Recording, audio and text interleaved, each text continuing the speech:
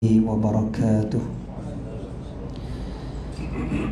الحمد لله رب العالمين وبه نستعين والصلاة والسلام على سيدنا وحبيبنا وشفيعنا مولانا محمد الأمين وعلى آله الطيبين وأصحابه الأكرمين وأزواجه الطاهرات أمهات المؤمنين ومن تبعهم بإحسان إلى يوم الدين. سبحانك لا علم لنا إلا ما علمتنا إنك أنت العليم الحكيم. اللهم إنا نسألك الصدق في القول والإخلاص في العمل. اللهم آمين. أما بعد. Alhamdulillah, syukur pada Allah Subhanahu wa taala. Allah Taala pilih kita pada malam ini. Allah Taala jadikan kita di kalangan mereka yang menjadi tetamunya. Satu nikmat yang sangat besar yang Allah Ta'ala kurniakan kepada kita, yang kadang-kadang kita terlepas pandang, kadang-kadang kita pun tak berapa nak ambil benda tu sebagai satu perkara yang besar. Lebih-lebih lagi apabila kita kerap kali datang ke Masjid Al-Surau. Tapi bila berlakunya apa yang berlaku, PKP sampailah sekarang, barulah kita nampak ianya adalah satu nikmat sebenarnya yang Allah Ta'ala kurniakan pada kita.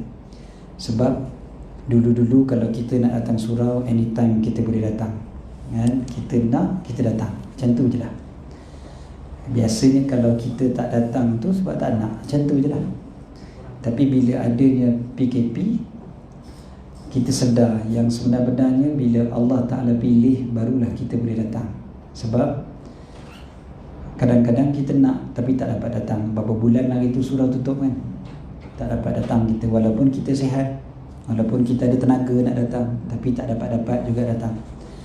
Lepas tu sekarang ni surau dah buka pun belum tentu lagi kita dapat datang. Sesama batuk pun tak boleh pula datang ke surau, kan? Padahal sesama batuk tu bukannya satu benda yang berat bagi kita, senang je nak datang ke surau. Tapi SOP-nya tak bagi, contohlah, kan? Tak dapat datang.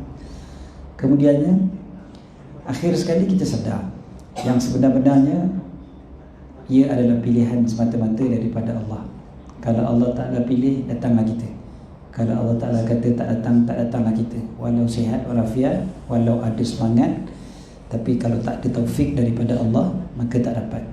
Sebab syukur dulu pada Allah. Allah pilih kita, maka kita termasuk di kalangan mereka yang bersyukur. Mudah-mudahan Allah tambahkan lagi nikmat. La in syakartum la azidannakum. Kalau kalian bersyukur, pasti aku akan tambah lagi untuk kalian. Wala in kafartum inna azabi lasyadid. Kalaulah kalian kufur, maka sesungguhnya azabku sangatlah pedih. Jadi bila kita dapat datang duduk dalam surau, tambahkan rasa syukur. Mudah-mudahan Allah tambah lagi nikmat tersebut. Istiqamah ni dia tak datang melainkan dengan syukur. Kalau tidak syukur, tidak ada istiqamah. Kita ingat benda tu je selalu. Sebablah walaupun benda ni ulang-ulang, ustaz-ustaz lain pun ulang benda yang sama juga mula-mula kuliah, tapi memang perlu diulang dan diulang supaya ingatkan diri kita supaya syukur pada Allah Subhanahu wa taala. Okey. Hari ni 1 hari bulan 9, semalam 31 Ogos, dan kita sambut merdeka. Semua kita tahu benda tu. Dan kita pula baru je 2 minggu berlalu dalam tahun yang baru ni, kan? Eloklah malam ni malam yang ke-14. So genap 2 minggu lah kita berada dalam tahun yang baru. Ngam-ngam pula kan, tahun baru, merdeka, hari Sabtu baru ni Ashura. Jadi semuanya dekat-dekat dan semuanya kita boleh kaitkan satu sama lain sebenarnya. Kita bermula dengan hijrah Nabi SAW dengan para sahabat. Kita juga berhijrah mudah-mudahan, dan hijrah kita tu semata-mata nak menuju Allah Ta'ala. Dalam hijrah kita ni kadang-kadang kita buat salah dan silap, tapi kita masih lagi mengharap pengampunan daripada Allah. Hari Ashura, puasa hari Ashura, salah satu kelebihan dia mengampunkan dosa-dosa setahun yang terdahulu, kan? Dan bila diampunkan dosa-dosa, waktu tu barulah merdeka yang sebenar, iaitu merdeka daripada api neraka. Itulah yang sebenar-benar merdeka. Tapi cuba kita tengok ada satu ayat Al-Quran Allah SWT sebut dalam surah Az-Zumar. Surah Az-Zumar Allah Ta'ala ceritakan pada ayat yang ke-53. Allah SWT bagi tahu dalam bentuk pujukan kepada kita semua, dalam bahasa yang sangat lembut pula lagi. Allah SWT berfirman, ba'da a'udzubillahi minasyaitonirrajim, qul ya ibadiyalladzina asrafu ala anfusihim la taqnatu min rahmatillah innallaha yaghfiru dzunuba jami'a innahu huwal ghafurur rahim. Kalau kita tengok ayat ni, kita ambil dulu terjemahan dia secara sekali lalu, sepintas lalu. Terjemahan dia, katakanlah wahai Muhammad, wahai hamba-hambaku yang melampaui batas, janganlah kalian berputus asa daripada rahmat Allah. Sesungguhnya Allah mengampunkan dosa-dosa semuanya sekali. Sesungguhnya Dia Maha Pengampun lagi Maha Penyayang. Okey, kita tengok ayat ni. Allah SWT berfirman kepada siapa ni? Qul ya ibadiyallazina asrafu. Katakanlah wahai Muhammad, maksudnya pada Nabi SAW, ya ibadi, wahai hambaku. Hamba yang macam mana? Yang telah melampau. Asrafu, telah melampaui batas. Ala anfusihim, ke atas diri mereka sendiri. Tengok ayat ni, sebenarnya kita akan rasa pelik. Sebabnya Allah SWT sebut dengan perkataan yang kita boleh istilahkan macam memanjakan. Allah gunakan perkataan ya ibadi, wahai hamba-hambaku. Kalau hamba-hambaku yang soleh, itu logik lah, senang kita terima, senang kita faham. Tapi ni kepada orang yang melampaui batas, kepada orang yang buat dosa dan melakukan kezaliman, Allah masih lagi gunakan perkataan ya ibadi, wahai hamba-hambaku. Boleh je Allah Ta'ala nak gunakan perkataan wahai orang yang berdosa, habis kita. Ataupun wahai hamba-hamba, sudah. Ataupun wahai manusia, secara umum je, ya ayuhan nas, contohnya wahai manusia. Wahai hamba, tu pun kira dah hebat dah, wahai hamba. Tapi Allah Ta'ala gunakan perkataan wahai hambaku, ya ibadi, hamba-hambaku.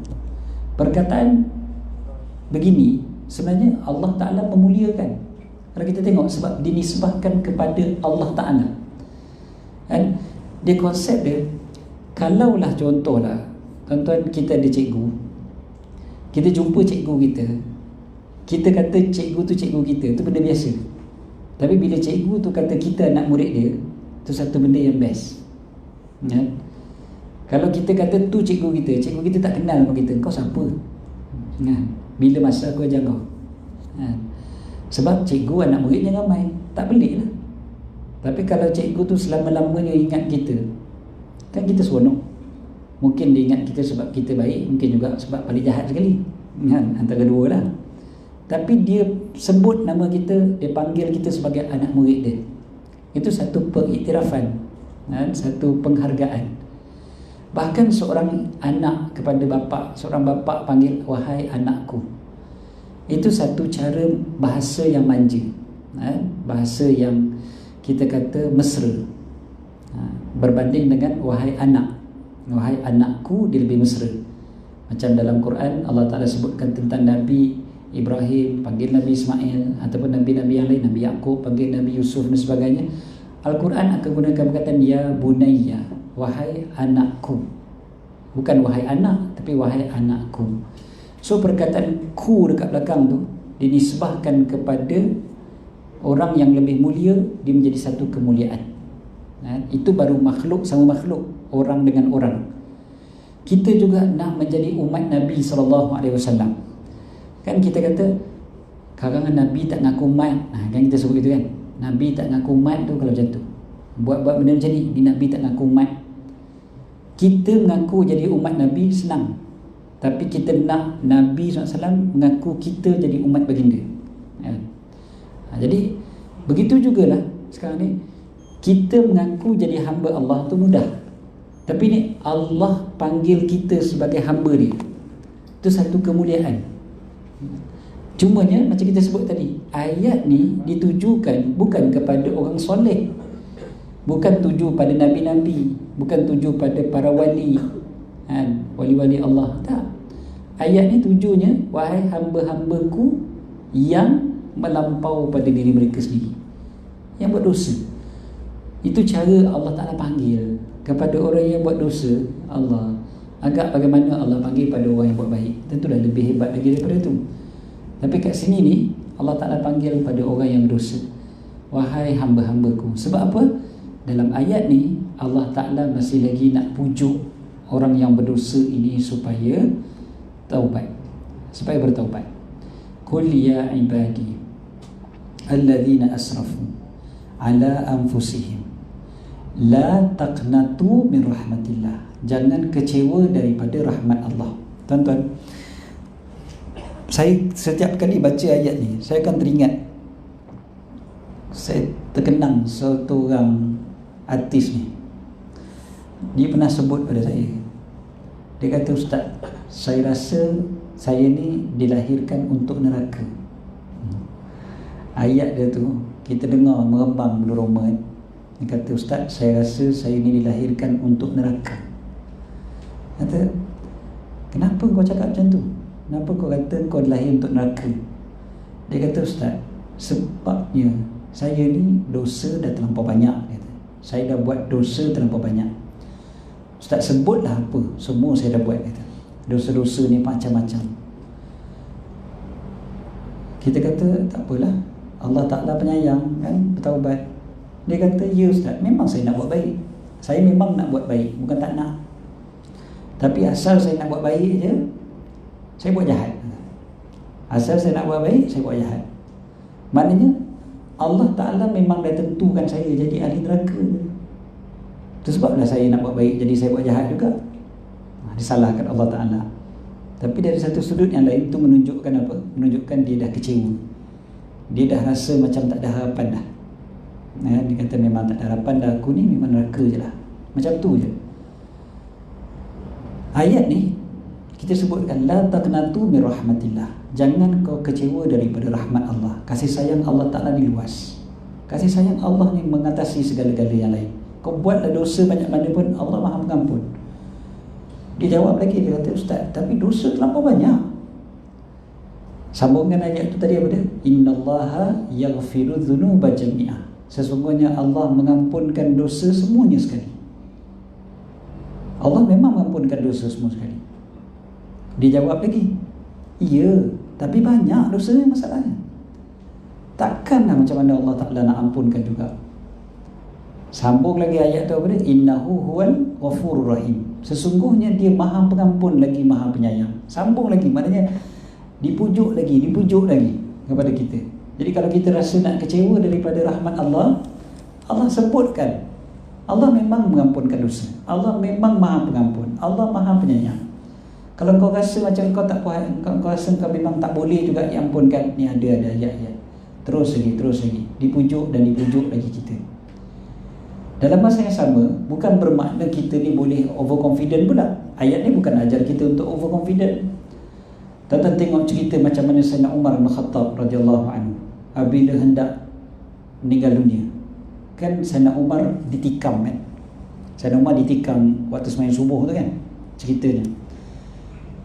Sayyidina Umar waktu ditikam tu, dia tak terus mati syahid kat situ juga kan, dibawa balik dulu, diangkat dulu kan. Maknanya Sayyidina Umar sempat bercakap lagi, bahkan sempat semayang lagi kan.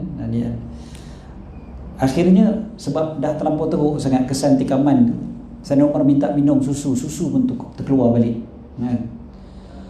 Dan waktu tu Sayyidina Umar dia sebut apa?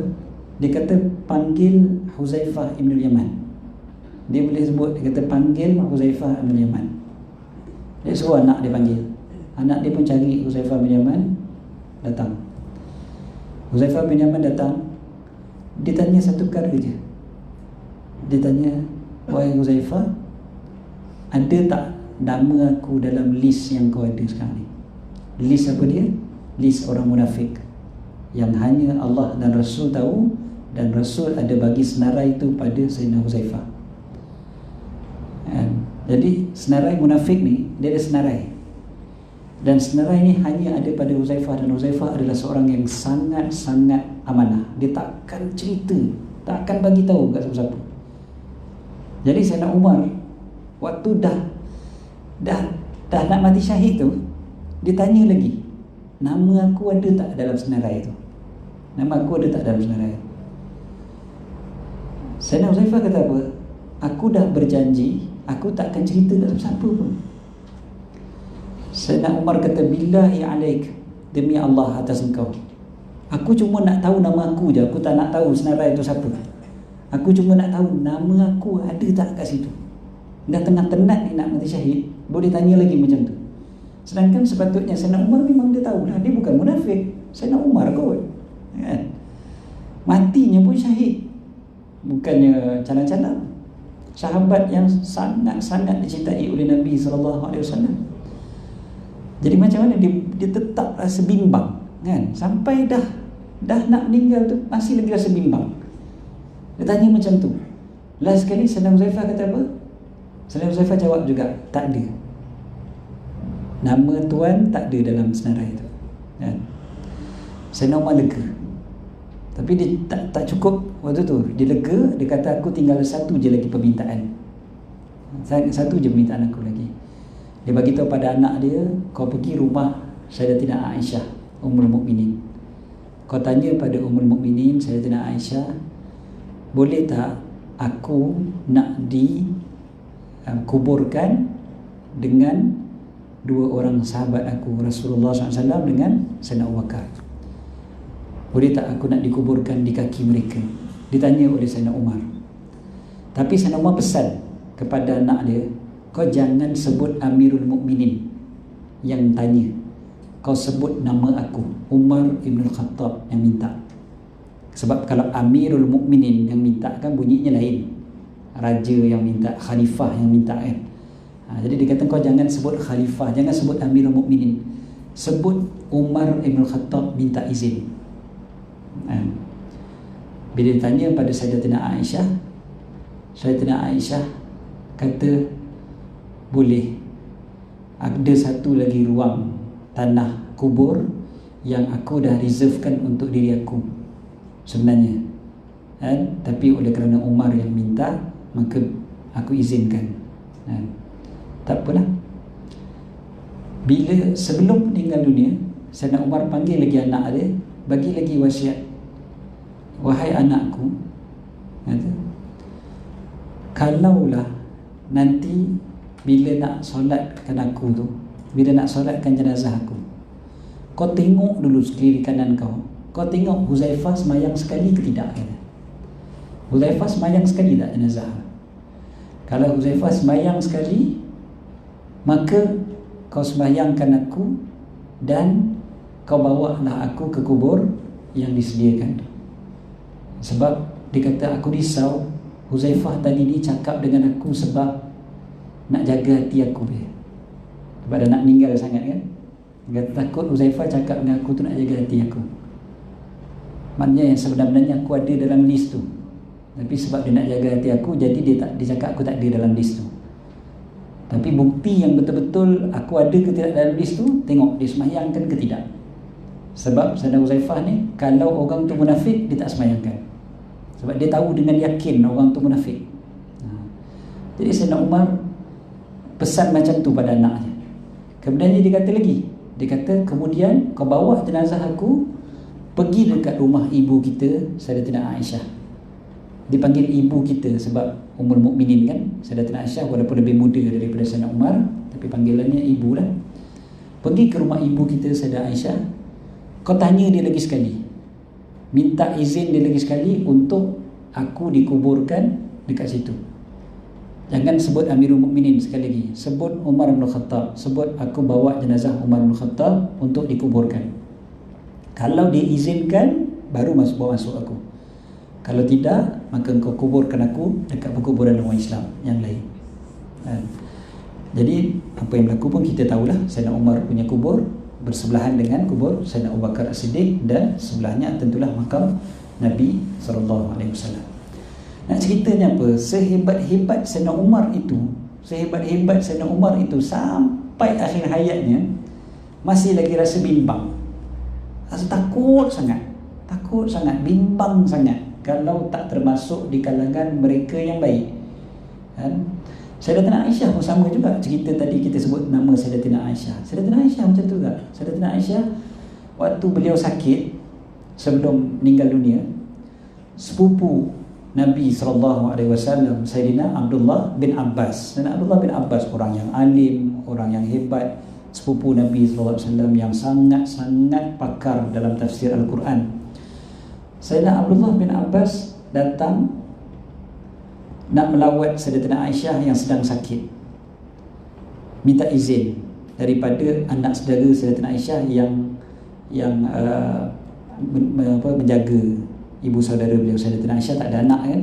Aisyah tak ada anak, jadi yang jaga beliau anak saudara beliau, Sayyidina Abu Bakar punya cucu lah, yang bernama Muhammad bin Abdurrahman bin Abu Bakar.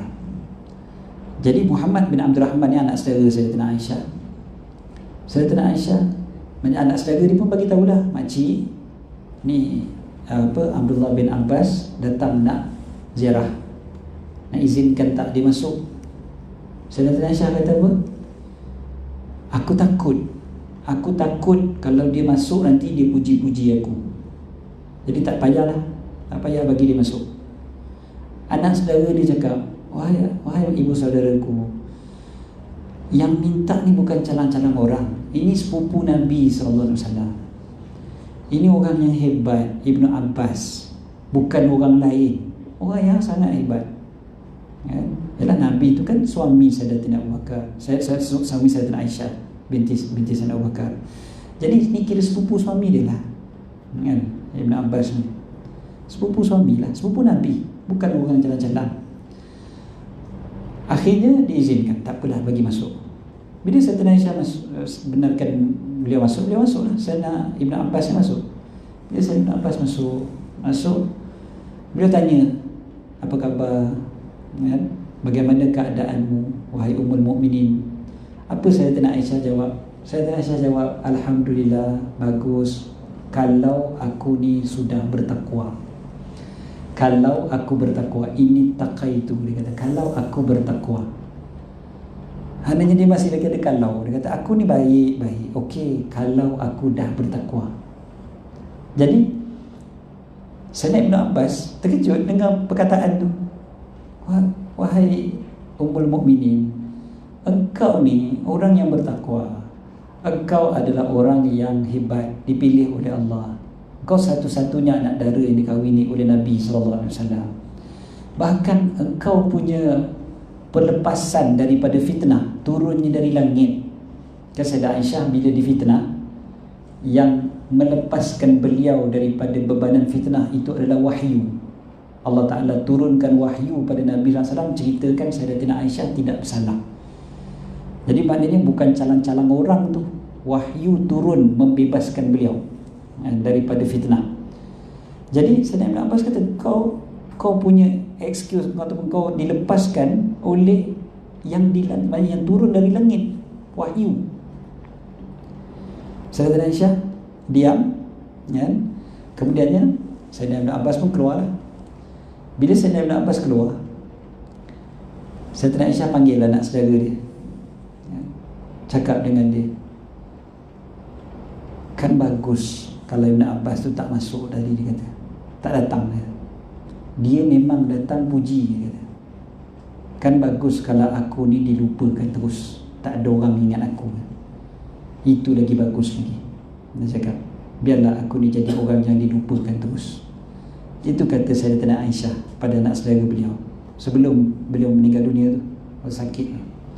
Nak cerita ni apa? Mereka ni sangat-sangat tawaduk, kan? Dan sangat-sangat risau bagaimana keadaan mereka di hadapan Allah. Sedangkan mereka ni dah memang Allah, memang confirm syurga lah, kan? Sayyidina Umar dah confirm syurga, Sayyidatina Aisyah Ummul Mukminin kot, ya. dah confirm syurga dah. Tapi punyalah takut, risau mereka. Sebab mereka tahu yang sebenar-benar kemerdekaan, sebenar-benar keselamatan untuk kita adalah bila kita dah melangkahkan kaki masuk ke dalam syurga Allah Ta'ala. Masuk dalam syurga, langkah kaki masuk syurga, itulah kemerdekaan yang sebenar. Bukannya kat dunia ni. Walau kat dunia hebat macam mana sekalipun, hebat sangat-sangat, dan memang Sayyidina Umar Al-Khattab khalifah kot, tak merdeka lagi. Merdeka adalah jadi khalifah dah. Meluaskan empire Islam dengan begitu besar sekali, begitu jauh sekali. Tapi tahu bahawasanya aku ni takkan selamat selagi mana tak melangkah lagi kaki ke dalam syurga Allah. Itulah kemerdekaan yang sebenar-benarnya. Ayat yang kita baca tadi, surah Az-Zumar, ayat tu pujuk pula. Sebab Allah Ta'ala bagi kita dua perkara yang mesti ada pada kita, iaitu yang dinamakan sebagai Al-Khawf dan Ar-Raja. Kita mesti ada rasa takut dan kita mesti ada rasa berharap. Ayat yang kita baca tadi ni bagi rasa berharap, tapi di sana ada ayat-ayat yang bagi kita rasa takut. Kedua-dua tu kena ada. Kalau kita rasa takut terlebih, kita akan putus asa daripada rahmat Allah. Tapi kalau kita berharap terlebih, kita pula tak takut apa-apa. Bahaya juga. Jadi seorang hamba yang sebenar-benar, bila dia ada kedua-duanya, ada rasa takut dan ada rasa harap, dua-dua kan ada. So ayat tadi ni betul, Allah janji, Allah memang ampunkan semua dosa. Tapi ada syarat dia. Ayat berikutnya, wa anibu ila rabbikum wa aslimu lahu min qabli an ya'tiyakumul adzabu thumma la tunsarun. Kembalilah kepada Tuhan kalian dan berserah kepadanya sebelum kalian didatangi azab dan kemudian kalian tidak akan ditolong. Apa tadi? Kembali pada Tuhan dan berserah. Kembali dan berserah baru dapat pertolongan. Kalau tak nak kembali, tak nak berserah pada Allah, Allah tak akan tolong. Tuan-tuan, kembali pada Allah dan berserah pada Allah, inilah cara nak dapat kemerdekaan yang sebenar. Kena kembali pada Allah dan berserah pada Allah. Tuan-tuan tengok bagaimana para sahabat Nabi SAW, Rasulullah SAW sendiri bila berhijrah. Saya banyak kali cerita benda ni. Bila cerita tentang hijrah, Nabi SAW dengan para sahabat gunakan macam-macam strategi untuk berhijrah. Kita biasa dengar ceramah-ceramah tentang hijrah kan. Nabi guna strategi itu, para sahabat guna strategi ini dan sebagainya untuk mengelirukan musuh. Tapi akhir sekali, yang kita paling nampak pada mereka adalah keimanan mereka pada Allah. Betul-betul berserah pada Allah. Strategi kena ada juga, tapi akhirnya berserah. Macam kita lah malam ni datang ke surau kan. Kita datang ke surau, ada penjarakan fizikal bila semayang. Kita pakai mask, kita bawa sejadah masing-masing, apa-apalah yang ikut SOP itu kan. Itu semua dipanggil strategi. Strategi kena ambil lah. Nak makan strateginya, nak kenyang strateginya kena makan. Strategi lah tu. Nak hilangkan dahaga kena minum. Nak duit kena kerja. Itu semua strategi lah tu. Kenalah buat semua strategi tu. Tapi akhir sekali berserah kepada Allah. Serah pada Allah. Jadi dua-dua tu perlu ada. Ada sebahagian daripada kita, dia tak nak ambil strategi sebab dia kata kalau kita gunakan strategi, maknanya tak berserah pada Allah. Siapa kata? Kalau macam tu jangan makan, jangan minum, jangan kerja, jangan apa pun lah. Kata serah je lah pada Allah. Biar Allah yang kenyangkan, Allah yang bagi kau sihat, Allah yang bagi kau hidup. Kau tak payah makan lah. Kenapa kau makan? Nak kenyang.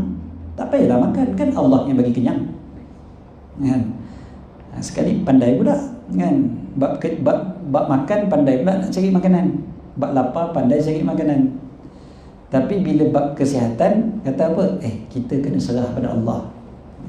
Tak betul tu cara faham macam tu tak betul. Strategi kena buat tapi berserah pada Allah. Makan tapi serah pada Allah. Allah yang bagi sihat, Allah yang bagi tenaga, bukan makanan ni. Okey. So Nabi SAW dengan para sahabat bila berhijrah, kan ada strategi, macam-macam strategi Nabi ambil. Bila Nabi SAW keluar dari rumah baginda suruh anak Sayyidina Abu Bakar untuk bawa kambing banyak-banyak untuk tutup tapak kaki baginda dengan Sayyidina Abu Bakar kan, supaya tak nampak orang Arab kafir Quraisy tak boleh jejak. Kemudiannya baginda tak keluar terus ke utara, Madinah di utara, Mekah kat selatan. Macam ibaratnya tuan-tuan, kalau tuan-tuan dari sini perjalanan 6 jam ke utara boleh sampai ke Alustar contohnya. Tapi tuan-tuan nak pergi ke Alustar, tuan-tuan ikut masuk ke Highway Plus, patutnya pergilah arah utara kan. Tapi dia tidak. Masuk Highway Plus, tuan-tuan pergi ke arah Melaka contohnya. Pusing ke bawah dulu, pusing ke bawah. Nabi SAW dari Mekah, perjalanan tu lebih kurang lah macam tu, nak sampai ke Madinah. Tapi Nabi tak ke utara. Dari Mekah Nabi turun ke selatan dulu, ke selatan, lepas tu pergi ke arah laut, ke arah barat, lepas tu baru naik ke utara, baru sampai ke Madinah. Itu strategi supaya orang kafir Quraisy tak dapat nak jejak. Memang itu asalnya. Tapi tuan-tuan pun tengok macam mana ceritanya orang kafir Quraisy dapat jejak ke tidak? Dapat. Kan Nabi dah naik sampai kat Gua Thur kan, dapat juga jejak sampai ke atas. Bukannya rendah gua tu, dah naik sampai ke atas. Macam mana orang kafir Quraisy boleh jejak juga? Sebab dia orang boleh tengok tapak kaki kan. Tadi kan kita kata tapak kaki tu dah ditutup oleh kambing. Kambing banyak-banyak atas padang pasir ni, dah banyak-banyak jalan, patutnya dah habislah, cover dah semua. Tapi sebab orang Arab ni, dia ada kebijaksanaan, memang dia ada kepakaran.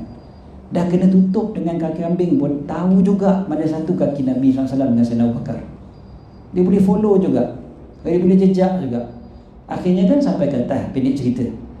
Bila sampai ke atas tu kan, last kali tak jadi juga jumpa.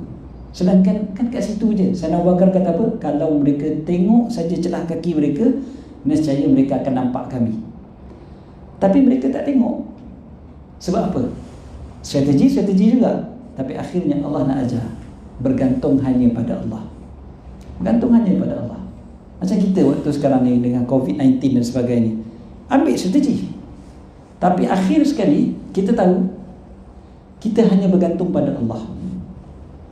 Kita tahu Allah je yang menyelamatkan kita. Strategi ni boleh usahakan lah. Tapi kalau Allah tak nak timpakan, Allah timpakan juga. Kau buatlah macam mana sekalipun. Dan kalau Allah nak selamatkan, Allah selamatkan. Tapi kita ambil strategi tadi, Nabi SAW dengan Sayyidina Abu Bakar. Macam mana contoh yang kita kata Allah selamatkan? Kan bukan tentera, orang kafir Quraisy yang dah naik ke atas tu, dengan tingginya naik ke atas tu, sampai dekat atas tu. Dan orang kafir Quraisy ni, dia bukan tinggi-tinggi sangat-sangat, dia bukan macam galah ke apa benda, tak.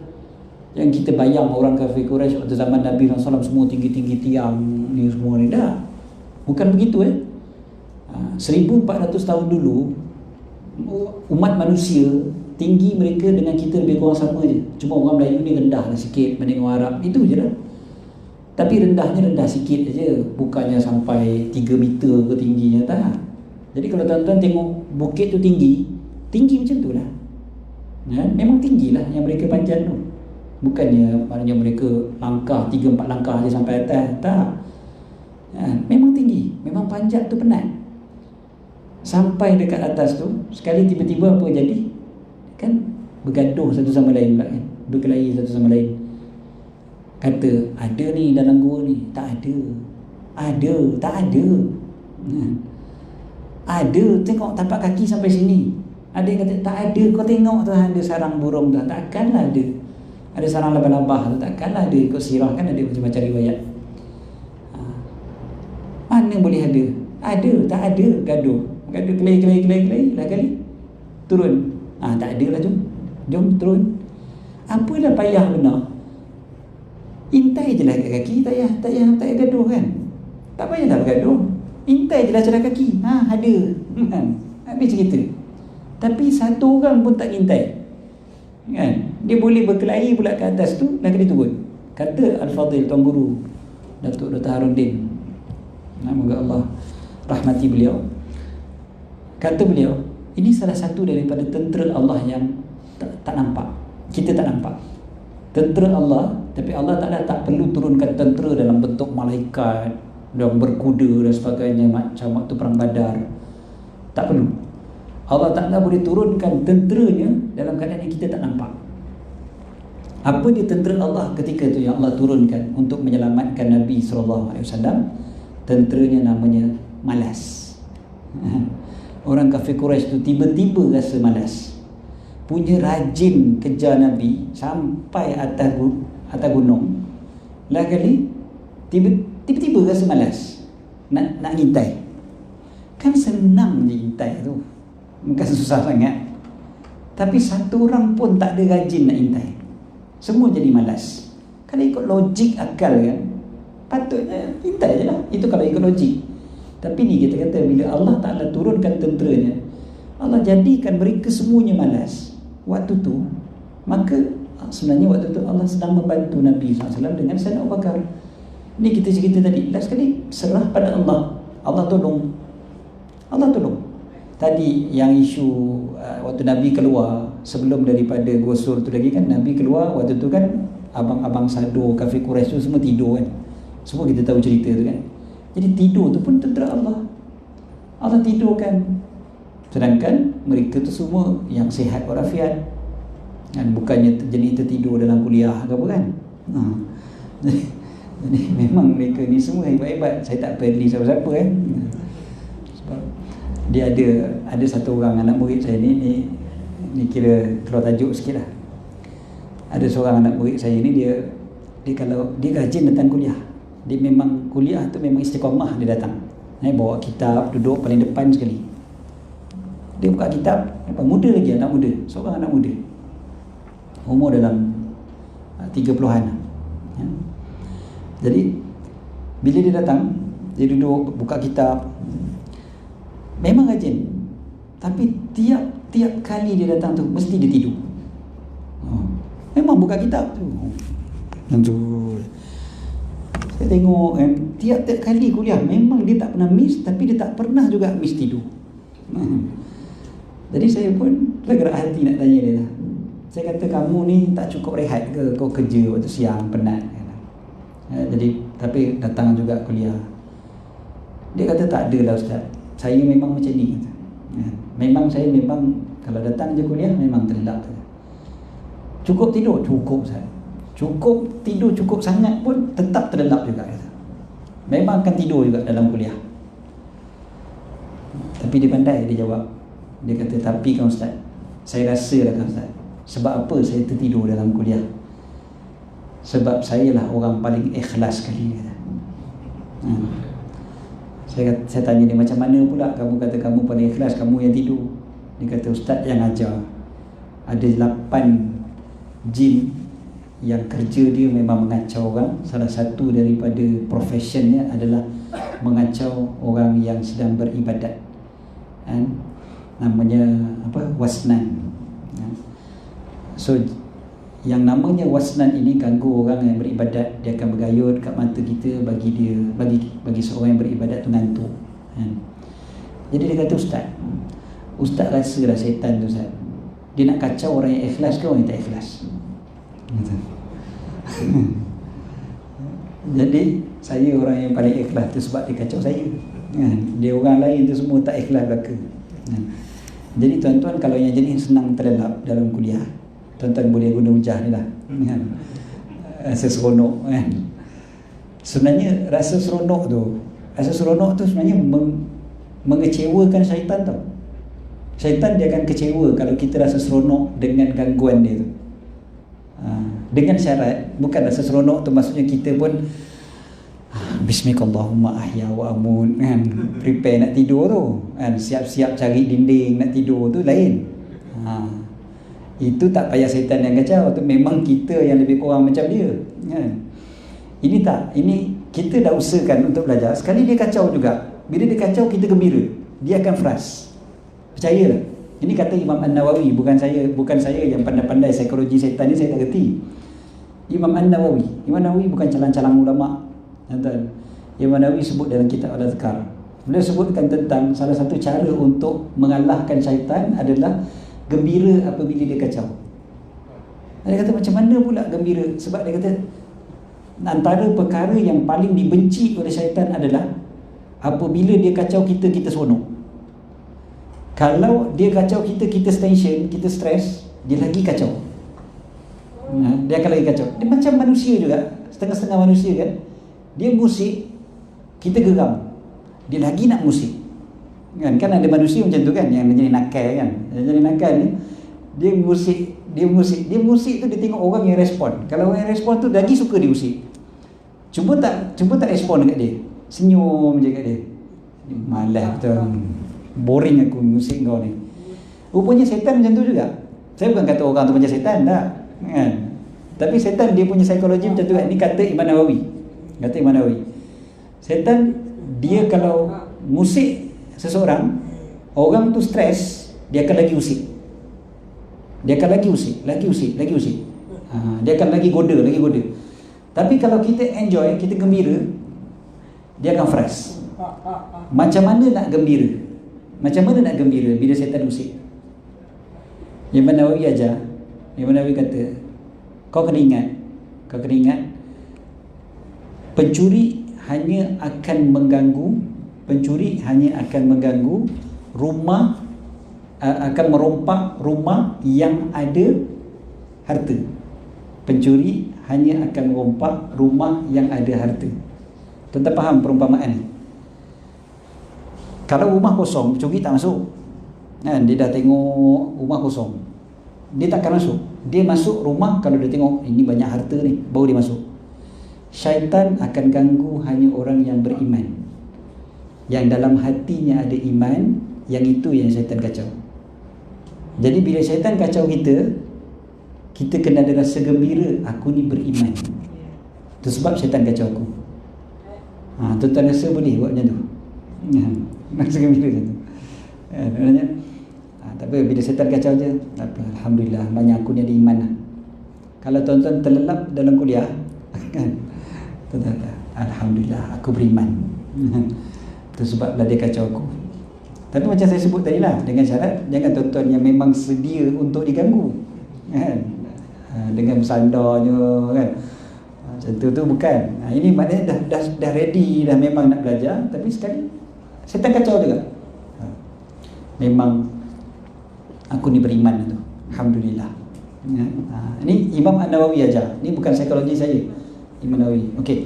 So balik pada cerita tadi, Allah Ta'ala bila turunkan tentera dia, memang musuh Allah Ta'ala akan kalah. So strategi memang diambil, tapi Allah Ta'ala sengaja tunjuk strategi tak cukup. Strategi saja tak cukup. Belas kali kita perlukan bantuan daripada Allah, perlukan pertolongan daripada Allah.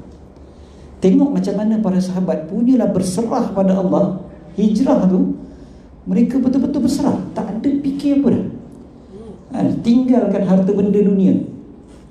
Sayyidina Suhaib Ar-Rumi ceritanya macam mana, Sayyidina Mus'ab bin Umair ceritanya macam mana. Semua tinggal harta benda dunia, relax je. Sayyidina Mus'ab bin Umair yang kaya raya, paling kaya kat Mekah waktu tu kan. Cerita ni tuan-tuan biasa dengar, macam mana dia menjadi pemuda pujaan wanita-wanita Mekah kan. Dah lah handsome, kaya, bujang lagi waktu tu kan. Orang memang menjadi pujaan lah di Mekah. Sampai Sayyidina Mus'ab ni rupa dia dekat-dekat dengan rupa Nabi SAW. Handsome sungguh lah macam tu. Kalau dah muka dekat-dekat dengan muka Nabi, tak handsome lagi kan? Confirm dah handsome. Paling handsome kat Mekah maknanya, selain daripada Nabi SAW lah. Kaya pula tu. Tapi bila berhijrah, tinggal semua harta benda, tinggal semua, berhijrah ke Madinah kan? Kita tengok macam mana mereka betul-betul berserah pada Allah, betul-betul serah pada Allah. Dan bila mereka berserah pada Allah, waktu itulah mereka ditolong oleh Allah. Dan pertolongan Allah hanya datang kepada orang yang berserah pada Allah. Kemerdekaan yang sebenar-benar seorang hamba dia akan dapat apabila dia betul-betul berserah pada Allah. Waktu itulah baru dia bebas daripada dibelenggu dengan benda-benda yang lain. Ya. Tuan-tuan cuba tengok, kalau tuan-tuan ada loan, ada lah kot kan, orang Malaysia ni rata-rata ada loan lah, ataupun pernah ada loan. Walaupun ada beberapa persen yang tak pernah pinjam langsung, saya tak nafi. Mungkin sebahagian tuan-tuan tak pernah pinjam apa-apa duit, kan? Tapi kebanyakan pernah pinjam, kan? Rumah, kereta, kan? Tuan-tuan yang dah habis bayar, kan? Bila kita habis je bayar, kita akan rasa bebas, betul tak? Hari terakhir bayar duit kereta tu, kan, kita rasa macam macam batu besar tu terangkat, kan, daripada diri kita. Rasa macam Allah, rasa macam enjoy sangat-sangat, kan, rasa bebas. Padahal tiap bulan bayar je, bukannya tak bayar. Tapi bila dapat habis, kan, tak perlu bayar dah, kita rasa merdeka. Sebab kita tak lagi dibelenggu dengan benda tu, kan. Ni perkataan belenggu tu maksudnya kan yang letak kat atas bahu, kan. Okey, tuan-tuan cuba perhatikan. Sekarang ni kita bukan hanya semata-mata menjadi hamba kepada bank ke, kepada apa-apalah sistem yang kita pinjam dan sebagainya, tapi kita jadi hamba kepada 1001 perkara. Kita duduk kat rumah, kita masih lagi ada bebanan. Ini bagi sebagai tanggungjawab. Sebab kita memang manusia, memang kita ada tanggungjawab. Kita ada tanggungjawab dengan keluarga, kita ada tanggungjawab dengan masyarakat. Sentiasa ada, kan? Kita masih lagi terfikirkan tentang rumah kita. Tuan-tuan datang ke rumah, tuan-tuan tinggalkan rumah. Rumah kalau tak ada orang, tapi tuan-tuan dah kunci, masih lagi ada rasa dalam hati, aku tinggalkan rumah, aku tak ada orang. Tapi ialah kita kunci dengan baik dan sebagainya. Hati kita ni masih lagi ada tarikan kepada rumah tu, masih lagi fikirkan mudah-mudahan rumah aku ni Allah Ta'ala jaga selamat, tak ada perompak, tak ada pencuri malam ni dan malam-malam seterusnya. Kan macam tu, kan, memang ada perasaan-perasaan macam tu. Maksudnya kita ni sentiasa ada ikatan kepada macam-macam perkara. Dengan handphone, dengan apa-apalah, orang yang dengan handphone ni macam ikat dia. Handphone pecah, dia jadi dia jadi stres, dia jadi tak tahu arah dan sebagainya. Kereta kita, walaupun dah habis bayar sekalipun, tetap kita macam fikirkan macam-macam pasal kereta kita. Tuan-tuan, hidup kita ni, kita sentiasa terikat dengan macam-macam perkara. 1001 perkara kita diikat. Jadi macam mana kita nak merdeka? Merdeka yang sebenarnya yang dalam jiwa kita ni. Betul, British dah tak ada, Jepun tak ada, Portugis tak ada, betul. Tapi kita masih lagi kena jajah dengan benda-benda ni. Dengan material ni masih lagi menjajah kita, masih lagi menekan dan mengikat kita. Kita tak boleh nak ke mana-mana, sebab kita masih lagi diikat dengan semua tu. Allah Ta'ala beritahu, wa anibu ila rabbikum wa aslimulah, kembali pada Tuhan kalian dan berserah pada Dia. Serah pada Allah, hati akan tenang, hati akan merdeka. Sebab bila kita berserah pada Allah, waktu tu kita tahu kita masih lagi ada benda-benda ni semua, kan. Masih lagi ada barang-barang, masih lagi ada hutang nak kena bayar, masih lagi ada memikirkan tentang anak cucu, masih lagi macam-macam. Tapi hati tu dia jadi tenang. Allah turunkan ketenangan. Sebab last sekali kita tahu Allah Ta'ala yang berkuasa atas segalanya. Kalau boleh tahu Allah Ta'ala berkuasa atas segalanya, dia akan jadi tenang. Syekh Abdul Qadir Jalani, dia ada kapal dagang, kapal perdagangan. Dia businessman. Kapal perdagangan dia dalam perjalanan nak balik ke Baghdad, dekat laut dia dimaklumkan kapal ni hilang. Dia ada dekat Baghdad, dia dimaklumkan oleh orang, kata kapal dagang dia tu hilang di laut. Apa dia jawab? Alhamdulillah. Dia jawab Alhamdulillah. Tak lama lepas tu, beberapa hari lepas tu, datang pula satu orang bagi tahu pada dia, apa dia? Tuan, kapal dagang tuan tu dah ditemui, dah jumpa balik. Dia pun jawab Alhamdulillah. Jadi orang pun tanya tuan, macam mana tuan boleh jawab Alhamdulillah? Dua-dua tuan jawab Alhamdulillah. Hilang pun Alhamdulillah, jumpa pun Alhamdulillah. Dia kata sebab apa? Sebab Allah Ta'ala saja yang tahu mana lebih baik. Kalau hilang tu lebih baik, Allah Ta'ala hilangkanlah, Alhamdulillah. Kalau jumpa semula tu lebih baik, Allah Ta'ala bagi jumpa, Alhamdulillah. Ni kan orang yang merdeka betul-betul. Dia tak terbelenggu. Dia berusaha juga, dia berniaga, dia berdagang, ya, tetap ada bisnes. Bukan maknanya dia tak terbelenggu tu dia tak ada langsung bisnes, tak ada. Dia bisnes, dia tetap berniaga. Tapi dia tetap, kepercayaan dia kepada Allah mengatasi segala yang lain. Yang ni yang kita nak. Yang kita nak merdeka dekat dunia ni, ini yang sebenarnya. Bila kita jadi hamba hanya pada Allah. Orang tanya saya, Ustaz, kalau Ustaz nak ungkapkan satu perkataan je untuk merdeka, macam mana nak ungkapkan? Saya sebut ungkapannya adalah La ilaha illallah. La ilaha illallah itulah merdeka. Macam mana? Tiada Tuhan yang berhak disembah kecuali Allah. Itulah merdeka. Tak ada apa dah yang aku sembah kecuali Allah. Merdeka betul-betul dah. Tapi selagi mana kita sembah dunia, selagi itu kita tak merdeka. Kita nak datang semayang, azan berkumandang, kita tak dapat datang sebab apa? Kita masih jadi hamba kepada kerja kita, kepada makan minum, kepada harta benda, kepada apa-apa lah. Kita masih jadi hamba. Itu yang kita masih terikat. Bayangkan kalau kita yang diperintahkan hijrah oleh Nabi SAW 1400 tahun dulu, adakah kita termasuk di kalangan mereka yang akan berhijrah? Kalau hati kita ni masih lagi dijajah, tak merdeka kita. Suami isteri, berapa banyak isteri yang masih lagi rasa dia sangat terikat dengan suaminya, dan suami pula rasa terikat dengan isterinya. Ni bukan isu takut bini ke apa, tuan-tuan jangan salah faham pula bukan isu ni. Tapi bagaimana kita rasa macam kita ni masih lagi dijajah, masih lagi ditekan. Sampai kalau Allah Ta'ala suruh, masih lagi boleh diketepikan, dilambatkan dan sebagainya. Allah suruh suatu benda, pasangan tak suka, benda tu kena diketepikan kadang-kadang. Perintah Allah yang diketepikan. Maknanya apa? Kita masih dijajah, tak merdeka lagi, itu namanya. Sebab apa? Alasannya sayang, nak menjaga keharmonian rumah tangga, apa-apalah kita punya alasan. Maknanya kita masih lagi dijajah. Dan takut. Bukan tak sayang, tapi takut tu terlebih. Apa ramai orang perempuan antara ketakutan dia paling besar adalah suami dia kahwin lain. Betul tak? Kan ramai ngangguk. Betul. Risau kan? Sayyidah Aisyah pun cemburu tau, Nabi kahwin lain. Sedangkan Sayyidah Aisyah kita dah sebut tadi kan, wanita mulia tu. Jadi kalau wanita paling mulia pun cemburu, takkanlah kita yang biasa-biasa tak cemburu? Biasa lah, tu normal lah. Sayyidah Aisyah waktu sakit, dia cakap apa pada Nabi SAW? Dia pernah sebut tau, Sayyidah Aisyah pernah sebut dalam hadis yang sahih. Sayyidah Aisyah pernah sebut pada Nabi SAW, waktu Sayyidah Aisyah sakit, dia kata, engkau tentu suka kalau aku mati dulu, kata. Sebab kalau aku mati dulu, kau akan duduk sama dengan isteri-isteri kau yang lain. Kau akan kahwin lagi dan kau akan duduk dengan isteri-isteri yang lain. Kan lebih kurang macam dialog orang perempuan sekarang juga kan. Abang sukalah kalau saya mati dulu.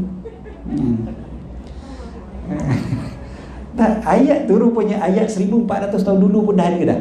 So benda tu normal, benda tu biasa. Bukan saya kata benda tu bagus untuk cakap, tak. Saya bukan kata bagus. Jangan pula nanti gunakan alasan tu. Sayyidah Aisyah pun cakap tau. Jangan gunakan modal tu. Sebab Nabi tegur Sayyidah Aisyah bila cakap macam tu. Tapi nak ceritanya itulah fitrah. Itu normal. Okay? Itu normal.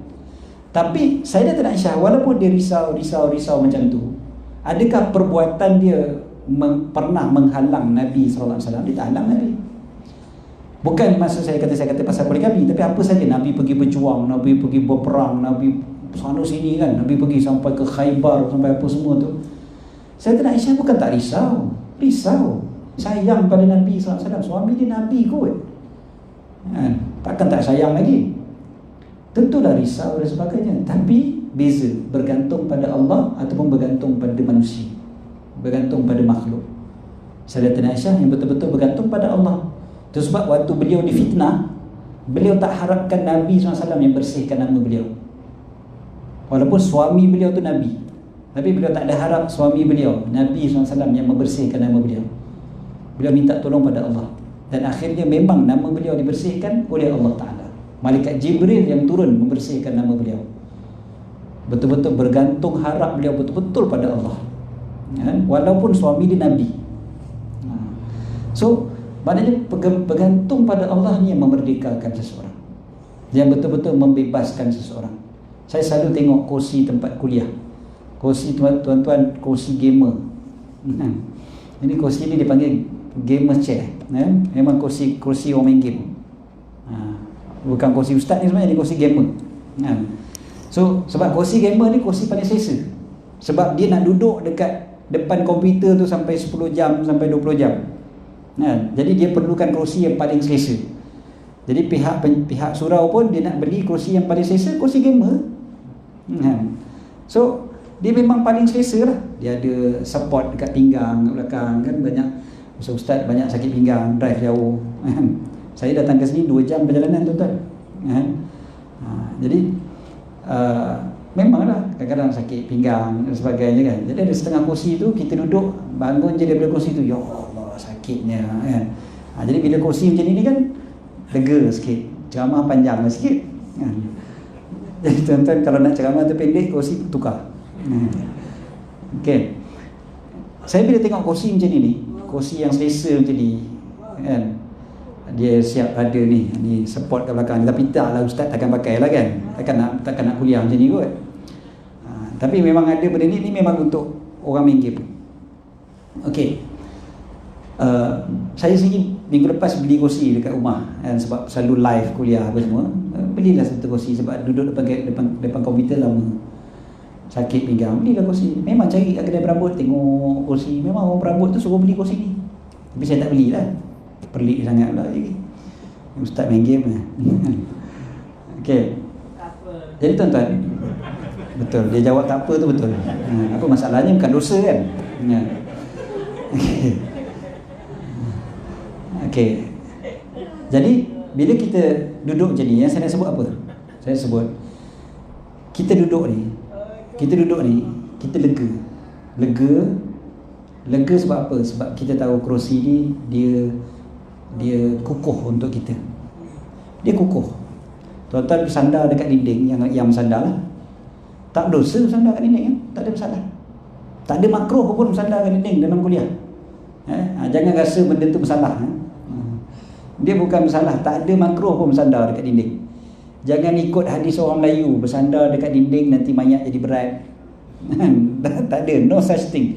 Nak bersandar lah, tak ada masalah. Nabi SAW sendiri pun bersandar. Nabi bersandar. Jadi jangan risau. Jadi Nabi ceramah bersandar pun ada. Dalam hadis yang sahih, Nabi SAW bersandar ke tepi macam ni.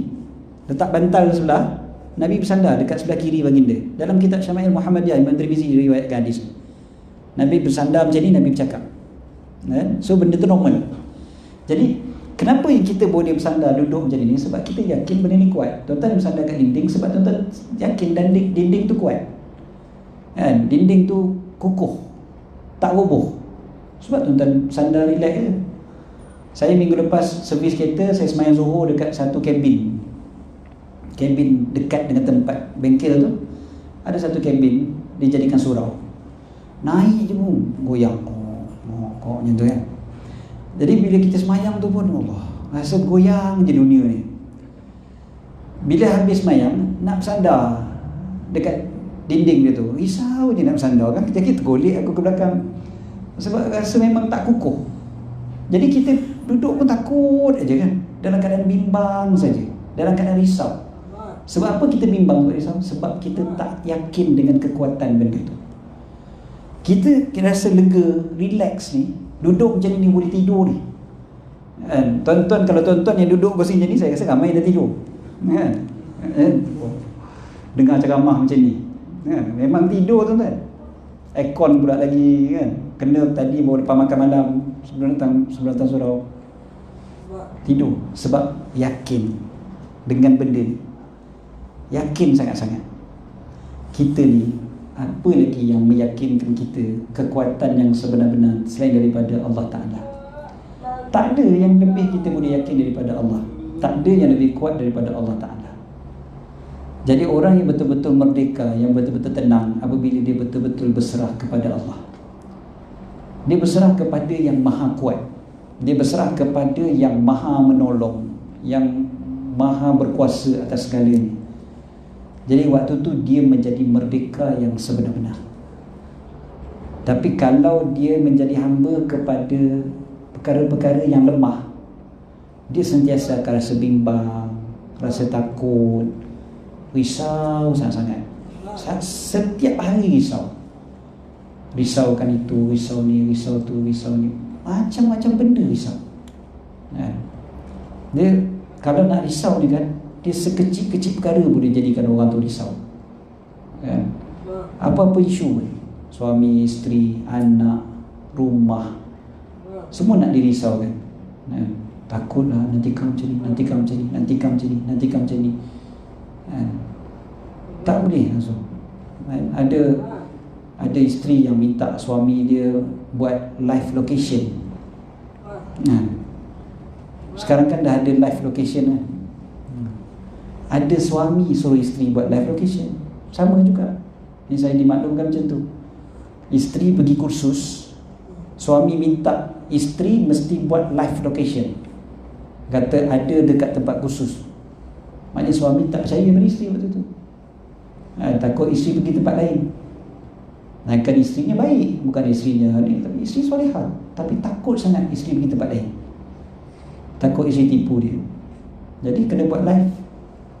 Isteri pandai, tinggal handphone dekat tempat khusus, pergi tempat lain. Live location kat tempat tu. Suami pun macam tu juga, sama juga 2x5. Isteri minta buat live location, dia buat live location, share live location dekat office. Dia tinggal office, dia pergi tempat lain, tinggal handphone kat office. Isteri call tak angkat, dia kata apa, tengah meeting, tak perasan. Tapi kan awak dah tengok dah live location saya dekat office dia, mana dia pergi tempat lain. Tuan-tuan, benda ni memang berlaku sebab kita takut je, takut bimbang, tantang tu, tantang ni, tantang tu, tantang ni, tak habis. Maknanya kita memang tak merdeka kalau macam tu. Ekonomi negara kita macam mana, ekonomi kita lepas ni macam mana, macam ni, takut sangat, risau sangat. Serah pada Allah. Kita usaha yang terbaik, usaha tu kena ada, strategi kena ada, buat yang terbaik. Serah pada Allah, kita akan jadi merdeka, kita akan jadi tenang, kita akan jadi bahagia. Bahagia yang sebenar bila kita merdeka, dan merdeka yang sebenar bila kita menjadi hamba Allah. Dan waktu itulah baru kita layak masuk ke dalam syurga Allah Ta'ala. Allah panggil, ya ayyatuhan nafsul mutmainnah irji'i ila rabbiki radiyatan mardiyah fadkhuli fi ibadi wadkhuli jannati. Kita nak sangat-sangat, mudah-mudahan kitalah yang dipanggil oleh Allah. Wahai jiwa yang tenang, kembalilah kepada Tuhanmu dalam keadaan redha lagi diredai. Masuklah kamu ke dalam di kalangan hamba-hambaku, masuklah kamu ke dalam syurgaku. Itulah yang kita nak sangat. Allah Ta'ala seru kita dari akhirat nanti jadi hamba Allah yang redha lagi diredai, masuk ke dalam syurga Allah. Itulah kemerdekaan yang hakiki. Cukup setakat tu insya-Allah untuk malam ni. Jam pun dah menunjukkan pukul 9 malam, so kena berhenti, tak boleh lebih pukul 9, nanti langgar SOP. Jadi cukup setakat tu untuk malam ni.